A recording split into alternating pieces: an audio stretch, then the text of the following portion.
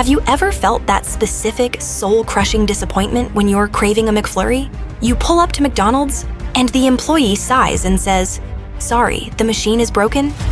It happens so frequently, with such reliable consistency across thousands of locations globally, that it stops being an inconvenience and starts feeling like a coordinated attack against human happiness. We accept this answer reflexively, assuming it's just a fussy piece of equipment.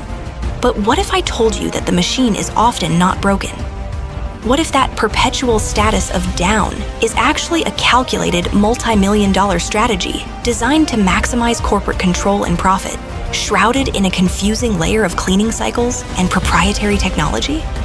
Hold on to your hats, everyone, because today we are uncovering the shocking truth behind the Great McFlurry Machine Scandal. A corporate war so intense, it involves rival companies, secret codes, and an underground fight for technological freedom that absolutely everyone needs to hear. Hello everyone, and welcome back to the channel. I am so thrilled you decided to join this deep dive into fast food lore that borders on high-stakes espionage. Let's be real, this broken machine phenomenon is perhaps the greatest running joke of the modern era, shared by literally billions of customers worldwide. But behind the frustration is a dense layer of commercial complexity. This story isn't about employees being lazy, or even necessarily the machine being poorly built, though those factors play small parts. The core issue lies with a specific company, a high-tech machine, and a corporate structure that benefits immensely when that machine is consistently unavailable to you, the customer. It sounds crazy, I know, but stick with me as we follow the money trail and the diagnostic codes to the source of the heartbreak. To understand the scandal, we first have to understand the beast itself. The machine that serves McDonald's soft serve and McFlurries is made by a company called Taylor. These aren't your average kitchen appliances. They are sophisticated, complex, temperature-regulating behemoths that cost tens of thousands of dollars, sometimes up to $18,000 per unit. And they are essentially custom-built for McDonald's rigorous demands.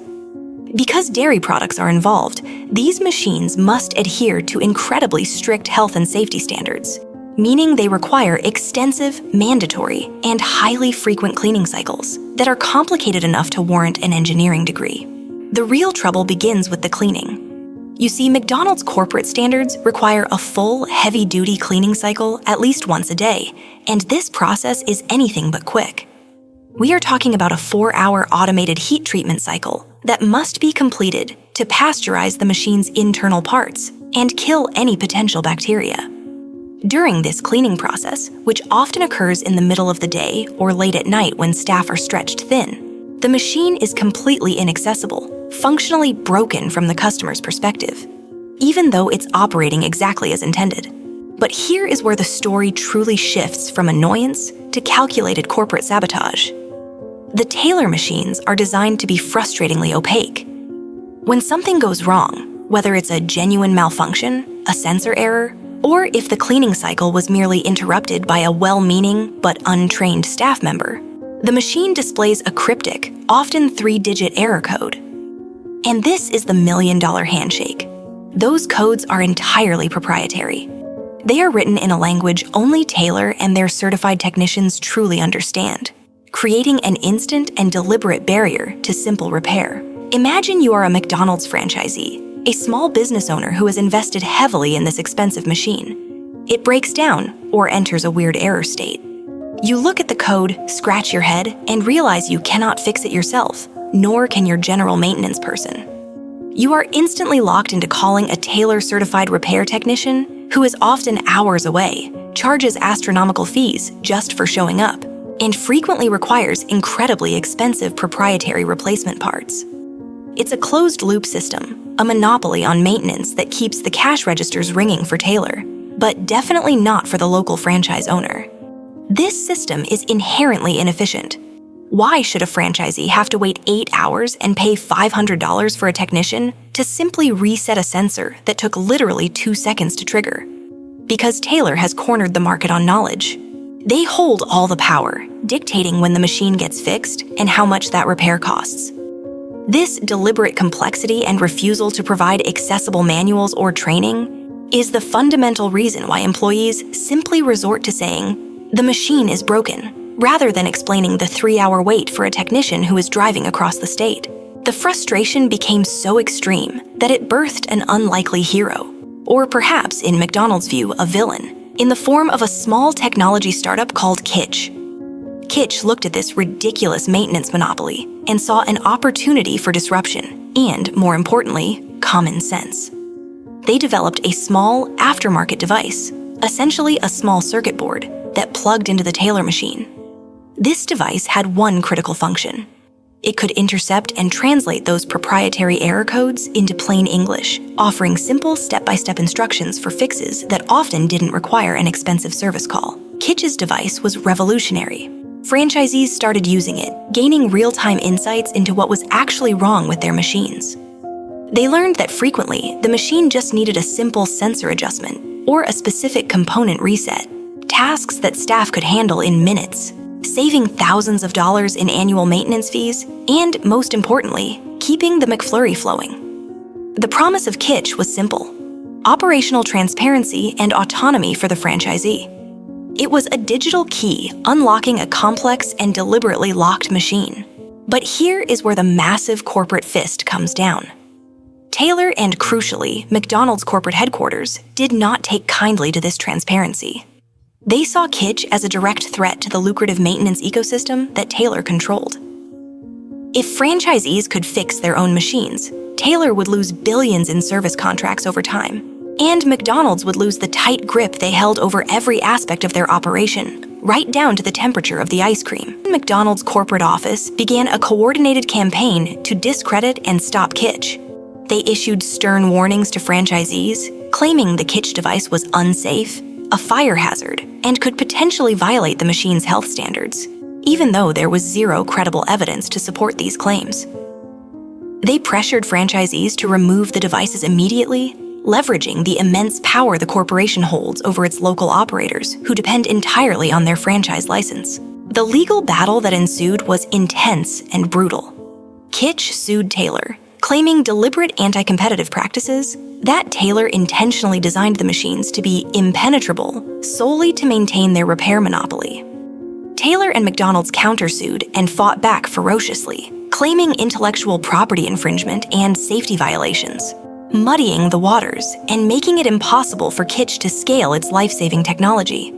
It became a David versus Goliath story, where the Goliaths were intent on protecting their established, profitable inefficiency. This corporate maneuvering reveals the dark heart of the problem. Control is prioritized over convenience.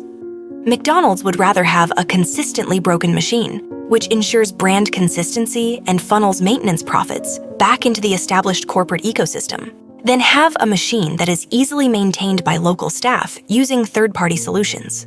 Their primary concern is not your McFlurry craving. It's protecting the highly regulated, complex supply chain and maintenance structure.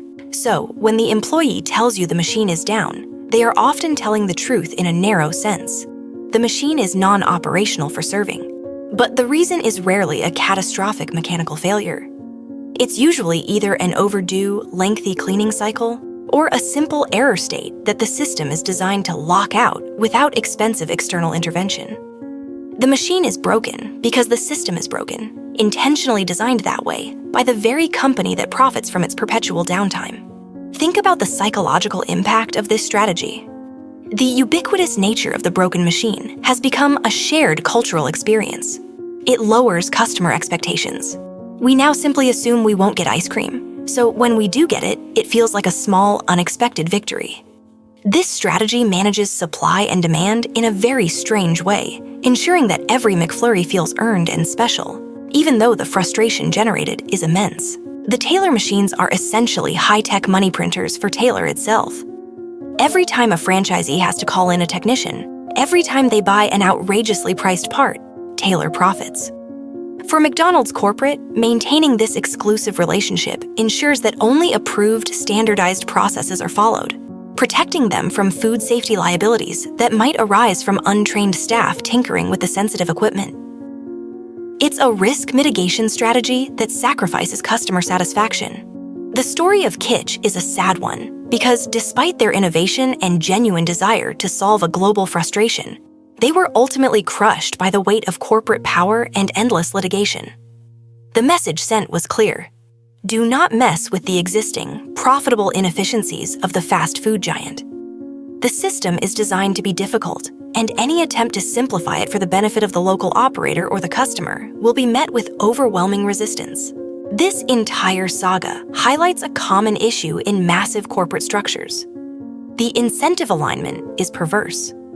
The people who suffer the most, the local franchisee losing sales and the customer losing their treat, are secondary to the corporate necessity of protecting revenue streams and mitigating regulatory risk through controlled complexity. The broken machine is not a flaw. It's a carefully engineered feature of the profit model.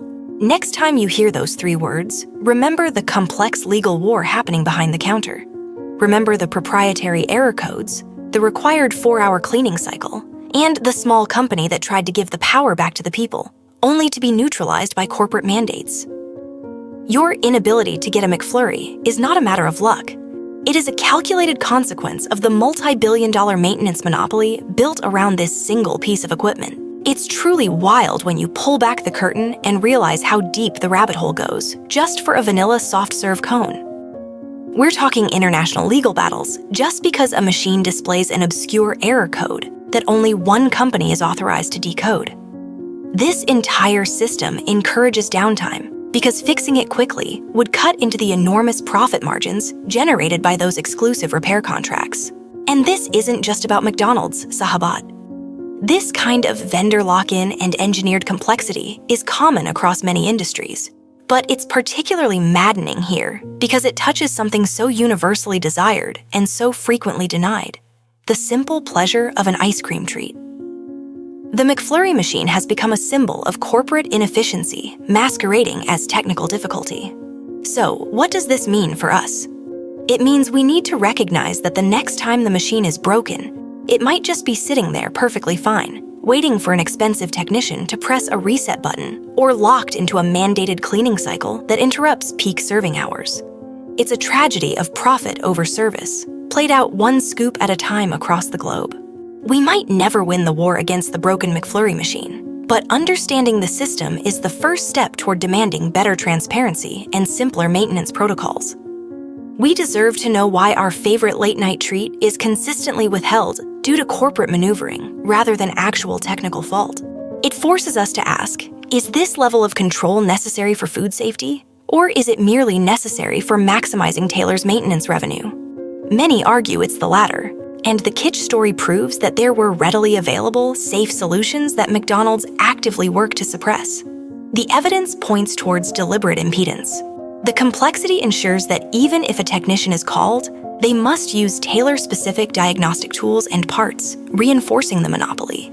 This means that a relatively minor failure can spiral into a costly, days-long repair, translating directly into lost sales for the franchisee and immense disappointment for us, the customers.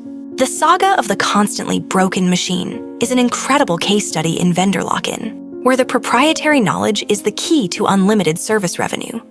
It's a brilliant, if deeply cynical, business model that weaponizes complexity against the user, all while hiding behind the facade of rigorous cleanliness and safety standards.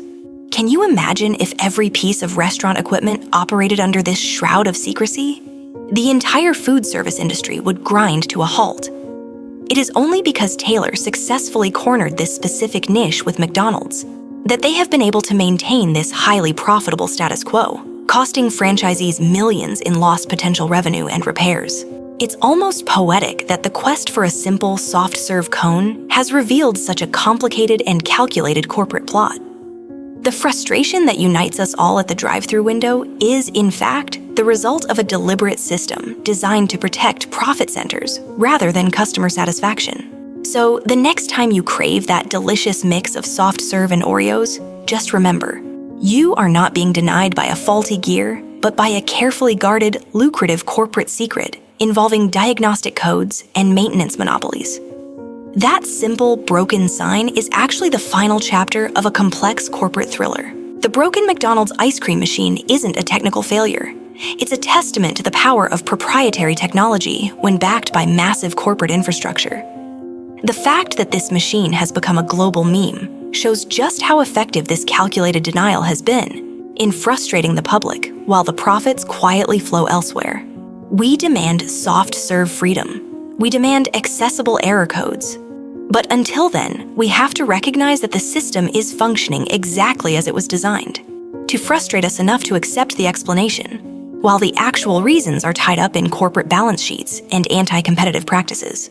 This is exactly the kind of deep dive I love to bring you all, uncovering the secrets lurking beneath the surface of everyday life.